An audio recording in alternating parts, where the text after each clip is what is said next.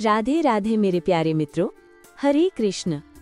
प्रिय मित्रों, आज षटतिला एकादशी की पावन कथा को प्रारंभ करने से पूर्व हम आप सभी को एक ऐसे भक्त का प्रेरक प्रसंग सुनाने जा रहे हैं जिसकी सच्ची श्रद्धा, अटूट विश्वास और संत वचनों पर दृढ़ निष्ठा ने भगवान की कृपा को प्रत्यक्ष रूप से उसके जीवन में उतार दिया।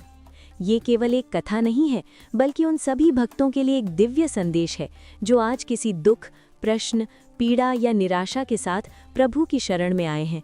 आप सभी से विनम्र निवेदन है कि अपने मन को शांत करें, इधर उधर के विचारों को त्याग दें और पूर्ण श्रद्धा तथा एकाग्रता के साथ इस प्रसंग एवं आज की षटतिला एकादशी की कथा का श्रवण करें, क्योंकि संभव है कि इस कथा में आपको भी अपने जीवन का उत्तर मिल जाए। ठाकुर जी के एक भक्त थे घनश्याम दास। अब ये घनश्याम दास कोई साधारण व्यक्ति नहीं थे, बल्कि बचपन से ही चोर थे। चोरी करना, डाका डालना, लूटपाट करना, यही उनका खानदानी व्यवसाय था। उनके दादा परदादा सब जाने माने चोर डकैत थे। उन्होंने जीवन में कभी 1 रुपए की वस्तु भी बाजार से नहीं खरीदी थी। उनके घर में जो कुछ भी था वो सब लूट और चोरी का ही था। यहाँ तक कि उनके घर में कभी भोजन भी नहीं पकता था, क्योंकि वे भोजन तक दूसरों के घरों से चुरा कर लाते थे। एक दिन घनश्याम दास जंगल में किसी को लूटने की तलाश में घूम रहे थे। सुबह से दोपहर हो गई, पर आज कोई ऐसा व्यक्ति नहीं मिला जिसे वे लूट सके। भूख प्यास से व्याकुल होकर वे सोचने लगे, आज तो दिन भर भटक लिया, काश कहीं से थोड़ा भोजन मिल जाए। भटकते भटकते वे एक घने जंगल में पहुंचे। वहां उन्होंने देखा कि एक वृक्ष के नीचे एक संत महाराज भगवान के ध्यान में मग्न बैठे हैं। उनकी आंखें बंद थीं और नेत्रों से प्रेम और भक्ति के आंसू बह रहे थे। कहते हैं कि संतों के दर्शन मात्र से पाप तत्काल नष्ट हो जाते हैं। तीर्थों का फल समय के साथ मिलता है, पर संतों के दर्शन का पुण्य उसी क्षण प्राप्त होता है।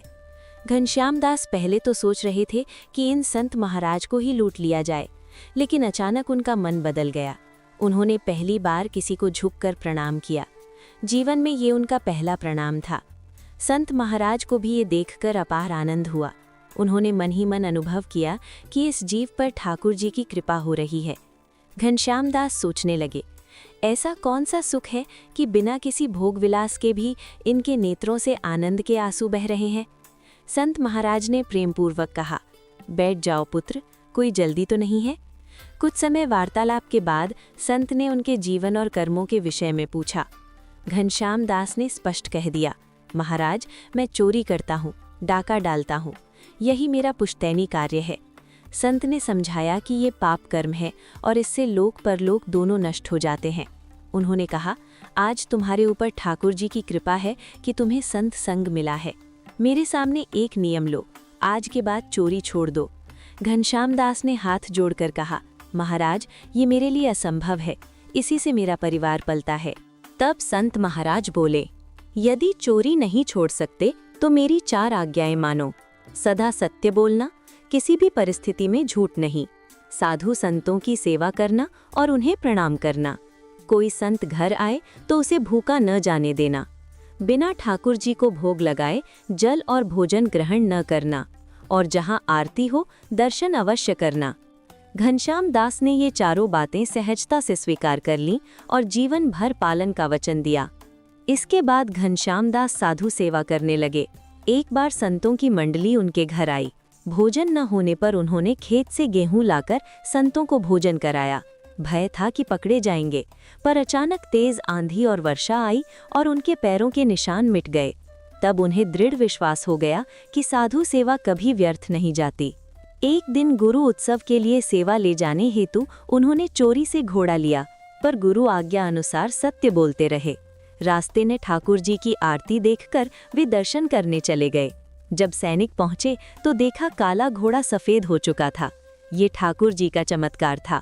राजा सत्य, भक्ति और गुरु निष्ठा देखकर अत्यंत प्रभावित हुआ।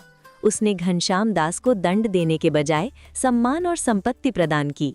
घनश्याम दास ने गुरु चरणों में जाकर निश्चय किया, आज से मैं जीवन में कभी चोरी नहीं करूंगा। सत्संग और सेवा से उनका हृदय पूरी तरह बदल गया। अंततः ठाकुर जी स्वयं प्रकट हुए और उन्हें मोक्ष प्रदान किया। घनश्याम दास वैकुंठ धाम को प्राप्त हुए। कथा का संदेश ये है कि सत्संग जीवन को बदल देता है। अच्छी संगति से पापी भी भक्त बन जाता है और सच्ची श्रद्धा से भगवान स्वयं प्रकट हो जाते हैं। सभी प्रेम से बोलिए ठाकुर जी की जय। प्रिय मित्रों, सनातन धर्म में एकादशी व्रत को मोक्षदायिनी, पापनाशिनी और पुण्यवर्धिनी माना गया है। प्रत्येक एकादशी का अपना एक विशेष महत्व और रहस्य है, जो मनुष्य को पापों से मुक्त कर सद्गति की ओर ले जाता है। माघ मास के कृष्ण पक्ष में आने वाली षटतिला एकादशी विशेष रूप से दान, तप, संयम और शुद्ध आचरण की एक अद्भुत सीख देती है। ये एकादशी हमें बताती है कि केवल उपवास ही नहीं, बल्कि अन्नदान, तिलदान और करुणा भी उतने ही आवश्यक हैं। तिल के 6 प्रकार से प्रयोग के कारण इसे षटतिला कहा गया है, जो शरीर और आत्मा दोनों को शुद्ध करने वाला व्रत माना गया है। आज हम आप सभी को भगवान श्री कृष्ण के श्रीमुख से कही गई षटतिला एकादशी की पावन कथा सुनाने जा रहे हैं, जिसे सुनने मात्र से भी अनेक जन्मों के पाप नष्ट हो जाते हैं। आइए श्रद्धा और भक्ति के साथ इस दिव्य कथा का श्रवण करें। भगवान श्री कृष्ण के श्रीमुख से एकादशियों का महात्म्य सुनकर धर्मराज युधिष्ठिर अत्यंत आनंदित हो गए। उन्होंने श्रद्धापूर्वक भगवान को प्रणाम करते हुए कहा, हे केशव, आपके श्रीमुख से एकादशियों की दिव्य कथाएं सुनकर मुझे अपार शांति और आनंद की अनुभूति हुई है। हे मधुसूदन, कृपा करके अन्य एकादशियों का महात्म्य भी सुनाने की कृपा करें। तब भगवान श्री कृष्ण बोले, हे धर्मराज, अब मैं तुम्हें माघ मास के कृष्ण पक्ष में आने वाली षटतिला एकादशी के व्रत की पावन कथा सुनाता हूँ। तुम ध्यानपूर्वक इसका श्रवण करो।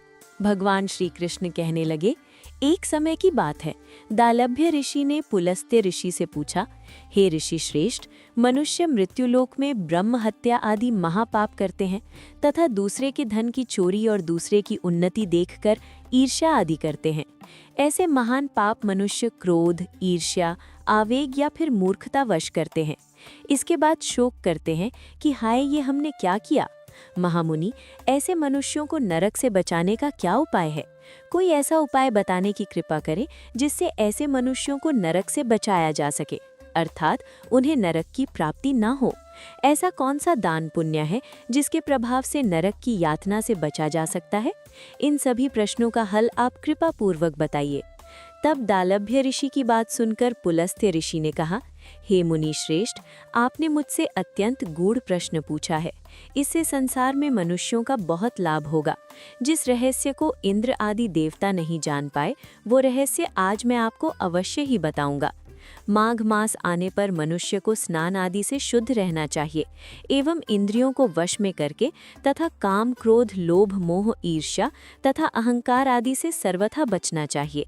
पुष्य नक्षत्र में गोबर, कपास, तिल मिलाकर उपले बनाने चाहिए। इन उपलों से 108 बार हवन करना चाहिए। जिस दिन मूल नक्षत्र एवं एकादशी तिथि हो, तब उत्तम पुण्य देने वाले नियमों को ग्रहण करना चाहिए। स्नान आदि नित्य कर्म से देवों के देव भगवान श्रीहरि का पूजन और कीर्तन करना चाहिए। एकादशी के दिन उपवास करें तथा रात्रि को जागरण एवं हवन करें। उसके दूसरे दिन धूप, दीप, नैवेद्य से भगवान श्रीहरि की पूजा अर्चना करें तथा खिचड़ी का भोग लगाएं। उस दिन श्री लक्ष्मी नारायण भगवान को पेठा, नारियल, सीताफल या फिर सुपारी सहित अर्घ्य अवश्य प्रदान करना चाहिए। इसके बाद उनकी स्तुति इस प्रकार करें, हे जगदीश्वर, आप निराश्रितों को शरण देने वाले हैं। आप संसार में डूबे हुए का उद्धार करने वाले हैं। हे कमल नयन, हे मधुसूदन, हे जगन्नाथ, हे पुंडरीकाक्ष, आप श्री लक्ष्मी जी सहित मेरे इस तुच्छ अर्घ्य को स्वीकार कीजिए। इसके बाद ब्राह्मण को जल से भरा घड़ा एवं तिल दान करने चाहिए। यदि संभव हो तो ब्राह्मण को गौ और तिल दान देना चाहिए। इस प्रकार मनुष्य जितने तिलों का दान करता है, वो उतने ही सहस्त्र वर्ष स्वर्ग में वास करता है। इस दिन तिल से स्नान, तिल का उपटन, तिलोदक, तिल का हवन, तिल का भोजन, तिल का दान, इस प्रकार 6 रूपों में तिलों का प्रयोग षटतिला एकादशी कहलाती है। इससे अनेक प्रकार के पाप नष्ट हो जाते हैं। इतना कहकर पुलस्त्य ऋषि ने आगे कहा कि अब मैं एकादशी की कथा भी सुनाता हूँ। एक बार नारद मुनि ने भगवान श्रीहरि से षटतिला एकादशी का महात्म्य पूछा। देवर्षि नारद ने पूछा कि हे प्रभु, आप मेरा प्रणाम स्वीकार कीजिए। षटतिला एकादशी के उपवास का क्या पुण्य है, उसकी क्या कथा है, कृपा पूर्वक मुझसे कहिए। नारद जी की प्रार्थना सुनकर भक्त वत्सल श्री हरि ने कहा कि हे नारद, मैं तुम्हें प्रत्यक्ष देखा सत्य वृत्तांत सुनाता हूँ, कृपया ध्यान पूर्वक श्रवण करो। बहुत समय पहले मृत्युलोक में एक ब्राह्मणी रहती थी। वो सदा व्रत उपवास किया करती थी। एक बार 1 मास तक वो उपवास करती रही, जिस कारण उसका शरीर बहुत दुर्बल हो गया। वो अत्यंत बुद्धिमान थी, किंतु उसने कभी भी देवताओं तथा ब्राह्मणों के निमित्त अन्न आदि का दान नहीं किया। मैंने चिंतन किया कि इस ब्राह्मणी ने उपवास आदि से अपना शरीर तो पवित्र कर लिया है तथा इसको वैकुंठ लोक भी प्राप्त हो जाएगा। अन्य दान पुण्य तो इसने बहुत किए, किंतु इसने कभी अन्न दान नहीं किया है। अन्न के बिना जीव की तृप्ति होना कठिन है। ऐसा चिंतन कर मैं मृत्युलोक में गया तथा उस ब्राह्मणी से अन्न की भिक्षा मांगी। इस पर उस ब्राह्मणी ने कहा, हे योगीराज, आप यहाँ किस लिए पधारे हैं? तब मैंने कहा, मुझे भिक्षा चाहिए। इस पर उसने मुझे मिट्टी का एक डला उठाकर दे दिया। मैं उस मिट्टी के डले को लेकर स्वर्ग लौट आया। कुछ समय बीतने पर वो ब्राह्मणी शरीर त्याग कर स्वर्ग लोक को आई। मिट्टी के डले के प्रभाव से उसे उस स्थान पर एक आम के वृक्ष सहित घर तो मिल गया, किंतु उसने उस घर को अन्य वस्तुओं से खाली पाया। वो घबराई हुई मेरे पास आई और मेरे पास आकर हाथ जोड़कर बोली, हे प्रभु, मैंने तो अनेक व्रत आदि से आपका सदैव पूजन किया है, किंतु इसके बाद भी मेरा घर वस्तुओं से खाली है। इसका क्या कारण है प्रभु? तब मैंने उससे कहा कि तुमने अपने जीवन में कभी अन्नदान नहीं किया है। अब तुम अपने घर जाओ तथा जब देव स्त्रियां तुम्हें देखने आए तब तुम उनसे षटतिला एकादशी व्रत का महात्म्य और उसका विधि विधान पूछ लेना। जब तक वो ना बताएं तब तक द्वार नहीं खोलना। प्रभु के ऐसे वचन सुनकर वो अपने घर गईं तथा जब देव स्त्रियां आईं तथा द्वार खोलने के लिए कहने लगीं, तब उस ब्राह्मणी ने कहा, यदि आप मुझे देखने आई हैं तो पहले मुझे षटतिला एकादशी का महात्म्य बताइए। तब उनमें से एक देव स्त्री ने कहा, यदि तुम्हारी ऐसी इच्छा है तो ध्यानपूर्वक सुनो, मैं तुमसे एकादशी व्रत एवं उसका महात्म्य विधान सहित कहती हूँ। फिर जब उस देव स्त्री ने षटतिला एकादशी का महात्म्य सुना दिया, तब उस ब्राह्मणी ने भी द्वार खोल दिया। देव स्त्रियों ने ब्राह्मणी को सभी स्त्रियों से भिन्न पाया। उस ब्राह्मणी ने भी देव स्त्रियों के कहे अनुसार षटतिला एकादशी का उपवास किया तथा उसके प्रभाव से उसका घर धन धान्य से भर गया। भगवान श्री कृष्ण कहने लगे, अतः हे धर्मराज, मनुष्यों को अज्ञान को त्याग कर षटतिला एकादशी का उपवास अवश्य करना चाहिए। इस एकादशी व्रत के करने वालों को जन्म जन्मांतर की निरोगता प्राप्त हो जाती है। इस उपवास से मनुष्य के सभी पाप नष्ट हो जाते हैं।